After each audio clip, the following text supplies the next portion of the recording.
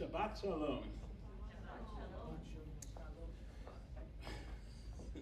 When I was a child, I was fascinated by biblical stories. I loved the story of the Exodus. I also loved the story of Noah. It had all the elements to fascinate a young child. A man builds a big boat. There were animals, matter of fact, all of them. Elephants, giraffes, lions, and tigers and bears, all getting along and not eating each other. Then there was the terrible storm. It rained for 40 days and 40 nights. Then there was a dove and a tiny little olive twig in his beak. At the end of the story was a beautiful rainbow. At least, that's what I remembered of the story as a child. But do you know what?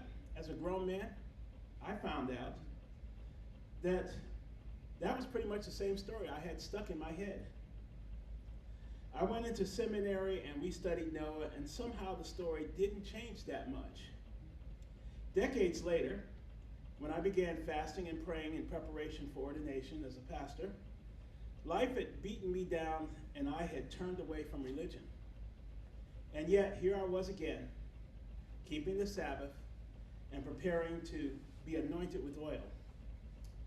I turned to the story of Noah again. This time I was not listening to a teacher, a Bible teacher in class, and I was not poring over the material for a grade.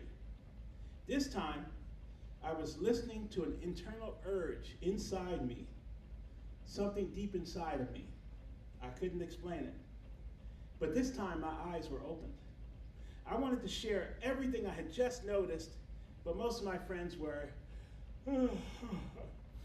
everybody knew the story. They knew what was there. And yet, I was still excited because I had learned things that I had never seen before. The stories we tell our children are simple. They're missing all the details. There's a man who builds a boat. Noah is righteous and clever, and he collects all the animals into his lifeboat. But when you become mature, as Paul says, we put childish things away. It is in the spiritual maturity which opens our eyes. It doesn't come from us.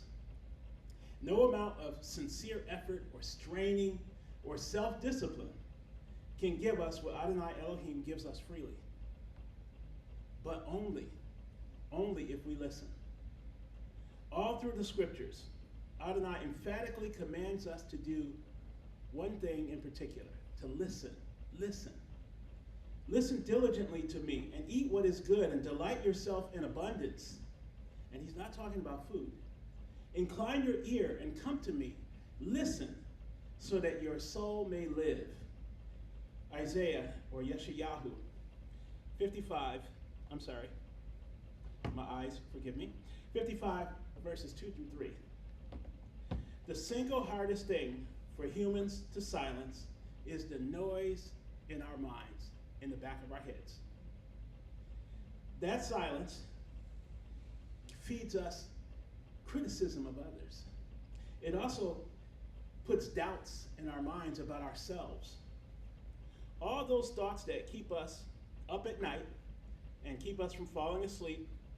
And when we do wake up in the middle of the night, there they are waiting for us, jumping all over us, and the process goes on and on and on. And it jumps from subject to subject, which I was privy to this morning. It just kept going nonstop. I was not able to sleep. It's like we are hyperventilating on our own thoughts. It's hard to hear the Ruach of Elohim because of the noise in our heads. Unchecked, all those thoughts have a debilitating effect on our bodies and on our friends, our health, and in extreme cases, it will lead to selfishness, and for a few, it can lead to violence. That first generation before the flood was filled with violence and evil, both physically and mentally. Genesis 6 says, Then Adonai saw that the wickedness of humankind was great on the earth, that every inclination of the thoughts of their heart was only evil all the time. When we ignore the streams of thoughts fueled by emotions and even our environment, we can breathe deeply and we can actually settle down and hear the symphony of life on earth. Just listen to the trees. The people, before the flood, allowed their unchecked, undisciplined thoughts to lead to violence against each other, and it infected the animal life on the earth. Remember what Adonai said to Cain about his brother Abel? I'm going to explain to you that whole process now. Then he said, "What have you done? The voice of your brother's blood is crying out to me from the ground. So now," listen carefully, "cursed are you from the ground, which opened its mouth to receive your brother's blood from your hand." Genesis 4, verses 10 through 11. The blood of violence goes into the earth, into the dirt, and into the trees, and into the grass. And guess what? It did back then, and it still does today. Long after the flood, when Adonai had chosen his people, he warned them not to do the evil of the Canaanites. Why? Because that curse was still in effect. For all these abominations were done by the men of the land, who were before you. The land became defiled. If you defile it, the land will vomit you out as it vomited out the nation that was before you. And that was well after the flood, in Leviticus 18, 27 through 28. See, it all begins and ends, and all begins and should end in our thoughts. Before Cain committed this evil deed, Adonai told him that sin was at the door of his mind. And if you improve yourself, you will be forgiven. And then he said, Va'ata Tim Shalal Bo. And while I may not pronounce my Hebrew perfectly, I can tell you for sure, he said, and you can conquer it. You see, we do have the ability to silence all that noise in the back of our heads. It just takes effort. And that's what he was trying to tell Cain before he slew his brother. You can conquer it. Messiah Yeshua told us how to balance our thoughts and gain control of our minds. And it's not what you think it is. It's a very simple formula. He said to him, you shall love Adonai your God with all your heart and with all your soul and with all your mind. This is the first and greatest commandment. It'll keep you out of trouble. If you are focused on acknowledging Adonai first in your thoughts, you will become filled with faithfulness, joy, and shalom, or peace. These are not just emotions, but they're actually fruits of the Spirit. And guess what? That cascade effect will spill out of you, and you will embody the second great commandment. It'll flow together naturally. You shall love your neighbor as yourself, because if your mind is filled with garbage, you will not love your neighbor as yourself. On all the earth, of all the earth before the flood, men and animals had become violent and filled with evil, except for one family of men, Noah and his sons. Now here's what I noticed. Even the animal life who had been fed on green herbs were being fed a steady diet of blood and violence. They were eating it from the earth, which is where Cain's blood spilled, and where Abel's blood spilled, and which is where all the blood goes. It goes directly into the dirt. So the animals were fed a steady diet of blood and violence, except for certain families of animals, birds and creepy crawlers, both clean and unclean animals. You see, Adonai has selected them, just as he had selected Noah. These animals had been protected from the blood and violence in the dirt, in the earth. To these animals, Adonai extended a new hope, a better life. They traveled over land and obstacles in the form of a massive exodus. And they began to converge at the ark, designed by God and built by Noah and his sons. You see, Adonai has compassion on all of his creation. He could have simply just saved Noah and his sons and his wives and then just recreated everything from scratch, but he didn't. There were other lives that he had taken care of, and he brought them to the ark. Did you know that Noah's father, Lamech, had been given a vision before his son was born. As a matter of fact, it's very easy to miss. It's very quick. Lamech proudly pronounced, "This one," his son, "will comfort us from our work and from the pain of our hands, because the ground which Adonai cursed." Genesis 5:29. So what was that curse? Well, you see, there were two curses. The first curse, and the oldest curse of the ground, goes back to Adam. When Adam sinned, he said, "Cursed is the ground because of you. With pain you will eat of it all the days of your life. Thorns and thistles will sprout up for you. You plant a seed, and it's surrounded by thorns and thistles. So you go to reap the seed, you get cut. You will eat the plants of the field. By the sweat of your brow you will eat food, until you return to the ground, since it was from there you were taken. For you are dust, and to dust you will return." Genesis 3:17-19. By the time of Lamech, growing food was hard labor. It was hard work. Harvesting, even the meager plants, was painful. You cut your hands up, your arms up, trying to harvest food. And this was all over. This was everybody. Noah's father died, never having seen the deliverance promised to him by God. It would be 600 years before Adonai began to reveal to Noah his plan. He lived 600 years. And I asked myself, well, why? Why didn't he just do it right away? If you read just the surface of the reading, it could look like God was just grieved, and one day he says, and he did say that, by the way, he did say he was grieved. One day he says, "I'm going to destroy all my creation."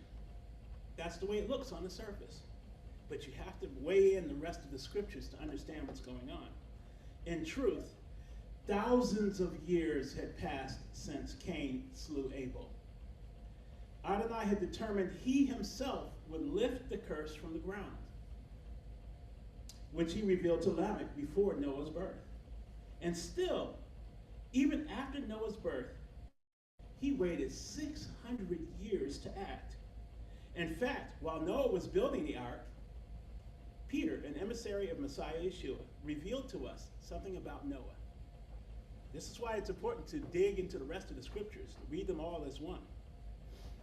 Peter revealed that Noah became a prophet of righteousness for the Creator. He did not spare the ancient world. He preserved only Noah, a proclaimer of righteousness, along with 7 others, when he brought a flood upon the world of the ungodly. Adonai Elohim gave men and women the time to change their ways. And he provided for them a prophet to the people, telling them to turn their ways. Turn away. Don't do this. In a surge of anger, I hid my face from you for a moment. Listen to this. In a surge of anger, I hid my face from you for a moment. But with everlasting kindness, I will have compassion on you, says Adonai, your Redeemer. From Isaiah 54, verse 8. For us, 600 years is an eternity. It's well beyond any of our lifetimes. It's more than double the history of the United States. Think about that for a moment. 600 years. That is longer than the entire time the children of Israel was enslaved in Egypt, by almost 200 years. Was God patient? You know he was. But for Adonai, our Redeemer, it was only a moment. Let that sink in for a moment. 600 years was only a moment for him. He turned his face away just for a moment. And when he turns back, 600 years. How great is our God? His time is not our time. In childhood, we were told the flood lasted 40 days and 40 nights. In fact, the flood lasted almost a year. That's why Adonai gave us precise dating in Bereshit. It's one of those passages in the scriptures where he drills down and tells you to the day and the month that this is happening. And most people miss it. All they see is it rained 40 days and 40 nights. Noah listened to Adonai, and he tried desperately to get people to change their ways. Because of his obedience, the curse of the ground, which I will call farming, was broken. You see, today, fruits, vegetables, and grains grow abundantly. We don't have to go out there and tear up our hands just to get a piece of bread from a few stalks of wheat. The seasons change from winter to spring to summer and fall. All of these were the beginning of a new covenant. We no longer have to eat herbs and green grass, and most of us can't. Try to eat grass. Try to eat it. You'll see that your body is not designed for that anymore. But we can eat the clean animals that nourish our bodies. And there is abundant, diverse life almost everywhere on earth, except where modern man has stripped the land. Noah's sons fulfilled the commandment to be fruitful and multiply. And we, all of us, every last one of us, are descendants of the man who listened to Adonai. The words of Adonai echoes, listen diligently to me, and eat what is good, and delight yourself in abundance. Incline your ear and come to me. Listen, so that your soul may live. Hashem tells us to stop, to breathe, and to listen. A lesson I had to learn very intimately just recently. Shema, what does that word mean? It means hear or listen. In my childhood, I listened to catchy fairy tales, and I also found delight in the story of Noah. When I became committed to Adonai, he opened my eyes, just as he does all of his servants, and he does it to all of you. It is in that state of listening that we become teachable, able to surrender and to recognize that the God of Israel is the one and only God. When we read the scriptures in that state of Shema, of listening, something amazing happens. We can now hear the inspiration of the Ruach of Elohim, or as some of you call him, the Holy Spirit. Each time we come to even the more familiar things that we've read 100 times, we can see more details that we didn't notice before. He says, I'll repeat it again, listen diligently to me and eat what is good and delight yourself in abundance. And again, he's not talking about food. He's talking about the scriptures. Incline your ear and come to me. Listen so that your soul may live. And partake of the blessings of the restoration and the covenant after the flood. For this is like the waters of Noah to me. So Adonai tells Yeshayahu. For as I swore that the waters of Noah should no more cover the earth, so I have sworn that I will not be angry with you, nor will I rebuke you.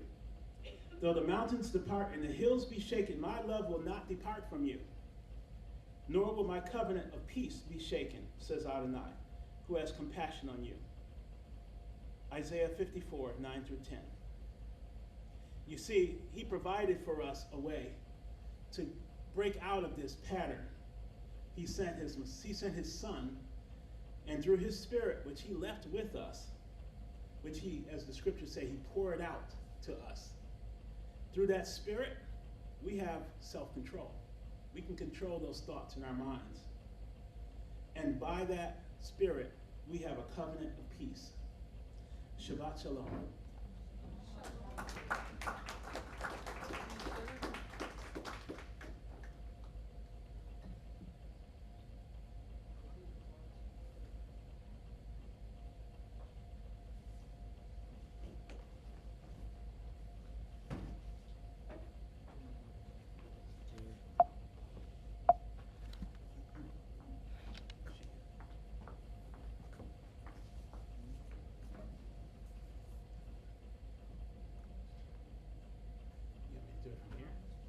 Mm-hmm.